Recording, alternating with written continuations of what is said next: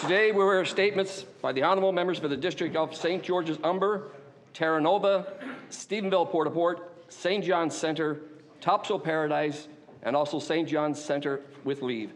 The Honourable, the member for St. George's Umber.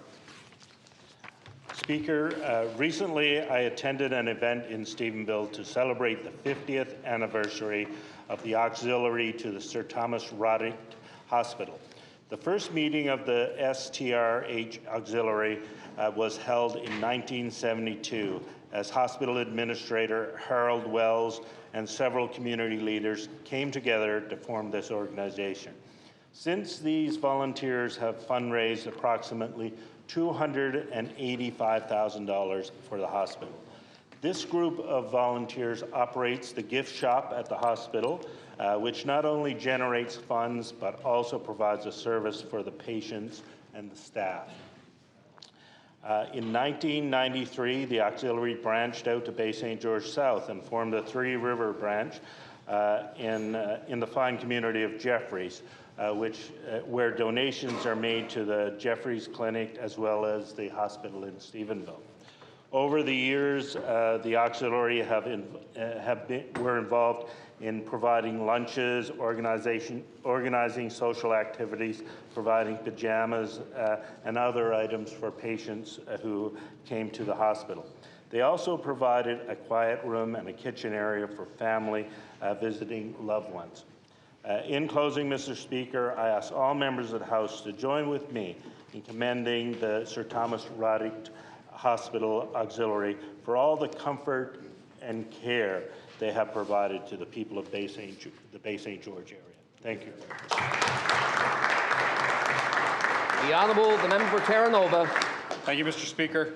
Mr. Speaker, I rise today to recognize the Fry Family Foundation and its founders, Daryl and Marlene Fry, on their 25 years of community service in and around our province, country, and beyond.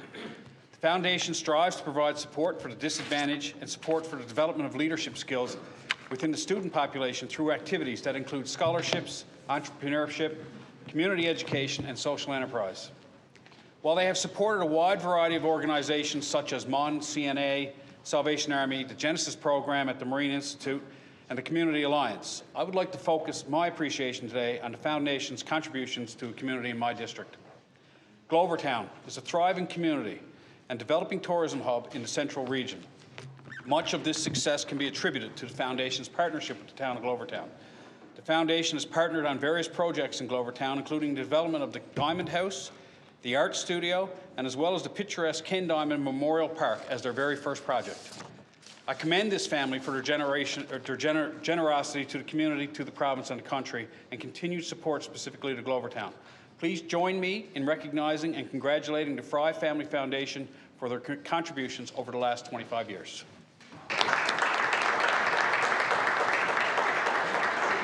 The Honourable, the member for Stephenville, Port-au-Port. Thank you, Speaker. Kristen Coos, who hails originally from Port-au-Port and later Kippens, is a name that is well known on the sports scene in Newfoundland and Labrador. Kristen has displayed a lifelong passion for sports, starting with ice hockey at the age of 4 and continuing on to compete in every sport available: softball, basketball, volleyball, etc. Kristen's sportsmanship and athleticism has been recognized with many awards throughout her young career. In 2011, Kristen was named to Team Canada's women's ball hockey team, and at that time her goal was to be the first Newfoundlander to win a gold medal in women's ball hockey as a member of that team. Well, in June 2022, that dream became a reality with a 3-2 win over the Czech Republic. Kristen didn't just come home as a 2022 World Ball Hockey Champion, she also scored the game-winning goal to secure the victory.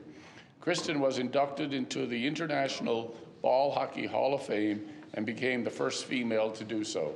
I ask the honourable members of the House to join me in congratulating Kristen in her future endeavours. Thank you. The Honourable, the member for St. John's Centre.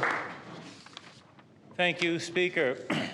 Irish poet John O'Donoghue said, "Compassion is the ability to vitally imagine what it is like to be another." For Melissa Slaney, Chantel Bennett, and Vicky Doyle of the Buckmaster Circle Boys and Girls Club, The ability to imagine what it's like to be another underpins their compassion for the children they serve. This is evident in Warm Bellies, a staff-led supper initiative which provides children with a nutritious meal so they leave the club with warm, full bellies. Several years ago, staff noticed that during their supper break between the after-school and evening programs when the club was closed, many of the children waited outside and did not go home. In many cases, there was no supper to go home to.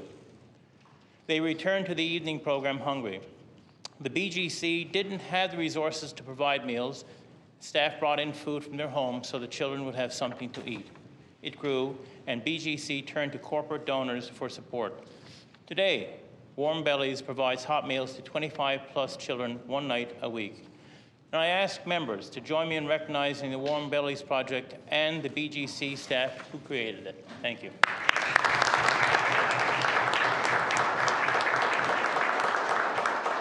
The Honourable Member for Topsail Paradise.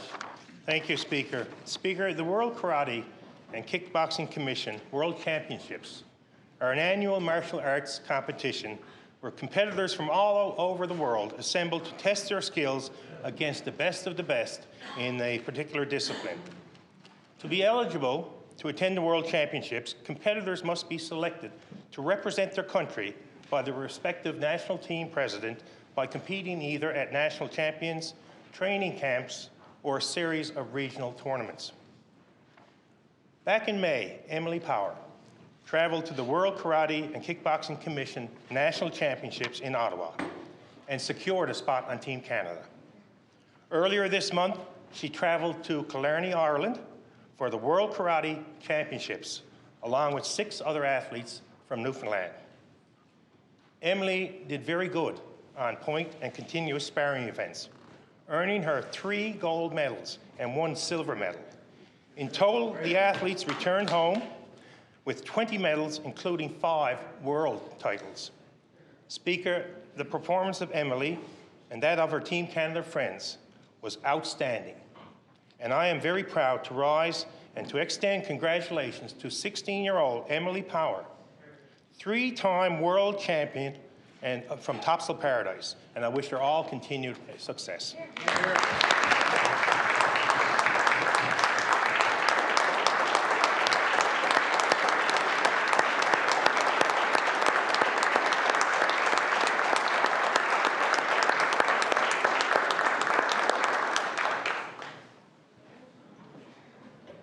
The Honourable, the member for St. John's Centre with leave. Leave is granted. The Honourable, the member for St. John's Centre. Thank you, Speaker. Speaker, I rise today to pay tribute to Bill Saunders, a World War II veteran who died last week at the age of 101, by reading a few words from the eulogy delivered by his granddaughter, Jennifer Fitzpatrick. To many, Bill Saunders was a decorated war hero who stayed after the war to free POWs and returned to Newfoundland to continue service with the Royal Canadian Legion. To me, this man was Poppy, the man who made me breakfast, drove me to school every day. If it was raining or snowing, he would come to school an hour before we got out, just to get a parking spot by the door, where he would patiently wait reading a book, happy, knowing that I wouldn't have far to run to be in a warm, safe, happy safety of his car. He guided me through my childhood with love and endless patience, always putting himself second, and to me, this is what made him a true hero. The true love of his life was my grandmother, Brenda, who he married after a short courtship during the war. I've often wondered how terrifying it must have been to walk away from her back into battle, not knowing if he would see his young bride again. Luckily, they both survived and created a beautiful life together, a life that I don't think was ever the same for Pop after her passing. Now, he is happily reunited with the love of his life. And I can just picture my grandmother puttering around the house singing the Vera Lynn song that has finally come true for them. We'll meet again, don't know where, don't know when, but I know we'll meet again some sunny day.